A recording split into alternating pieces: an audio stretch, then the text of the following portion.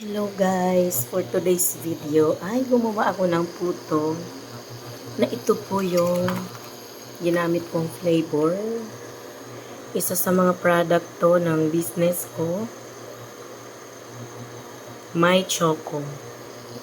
So, chocolate puto na gamit ang My Choco. So, bali 2 cups lang yung niluto ko dito. At ayan, nakasalang pa yung unang salang ko.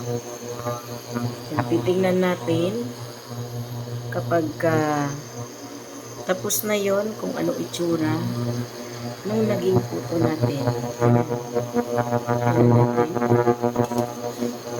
Wow! Sobrang ganda ng naging resulta. Pero di pa yan luto konti.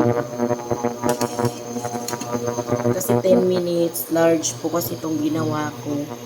Tapos, 2 cups po na flour, all-purpose flour, nakagawa ako ng 14 pieces.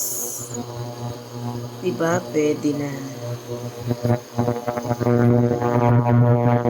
na yung unang salang natin.